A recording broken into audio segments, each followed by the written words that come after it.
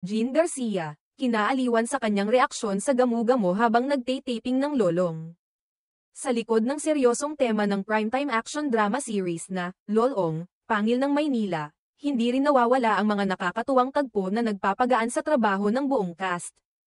Isa na rito ang naging karanasan ng batikang aktres na si Jean Garcia habang nasa gitna ng taping. Sa isang di inaasahang pagkakataon, bigla siyang sinalakay ng mga gamu-gamo habang nakapwesto sa gilid ng set at naghihintay ng kanyang eksena. Sa isang nakakatawang video na ibinahagi ni Jean sa kanyang Instagram account, makikita siyang pabirong nagtatakip ng kanyang mga tenga habang itinataboy ang mga gamu-gamo gamit ang isang throw pillow.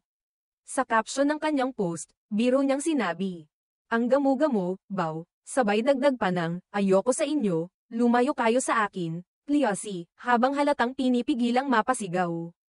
Ang sitwasyon ay mas naging nakakatawa pa dahil ayon sa kanya, hindi siya makasigaw ng todo dahil kasalukuyang kinukunan ang isang mabigat at emosyonal na eksena ni Lolong at Elsie. "Ang kukulit ng mga gamu-gamong to, di ko sila masigawan bilang ongoing at mabigat ang eksena ni Lolong at Elsie," kwento niya. Sa kabila ng tila panik na naramdaman niya, halatang sinubukan pa rin niyang huwag makaistorbo sa set. Sa sumunod na bahagi ng video, muling nagbahagi si Jean ng kanyang damdamin habang pinipilit niyang protektahan ang kanyang mga tenga mula sa mga insekto. "Hae, napagod ako, di ako makatilii, di ba Erika?" aniya. Sabay sabing tinatakpan niya raw ang kanyang tenga dahil ayon sa isa niyang kasamang si Erika, sa tenga raw pumapasok ang mga gamu-gamo. "Takip-takip ko pa tenga ko kasi nga sabi ni Erika sa tenga daw pumapasok mga gamu-gamo, totoo po ba yun?"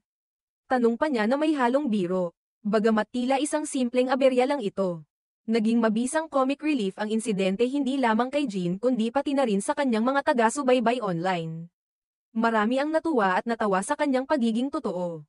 At sa kabila ng bigat ng tema ng palabas ay naipakita niyang may mga pagkakataon pa ring puno ng kasiyahan sa likod ng kamera. Ang naturang video ay agad nag-trending at umani ng mga positibong reaksyon mula sa netizens.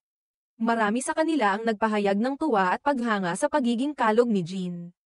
Nasa kabila ng pagiging isang respetadong aktres ay hindi natatakot ipakita ang kanyang mas makulit at nakakatuwang side.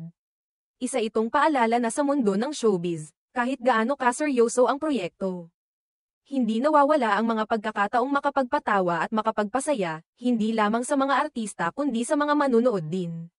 Si Jean Garcia, nakilala sa mga malalalim at emosyonal na pagganap, ay patunay na may puwang pa rin ang katatawanan kahit sa pinakamatitinding eksena.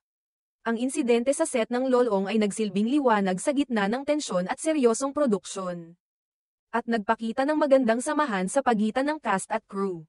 Sa huli, ang mga ganitong kwento ang lalong nagpapatingkad sa likod ng tagumpay ng bawat palabas, ang tunay na damdamin at personalidad ng mga taong bumubuo rito.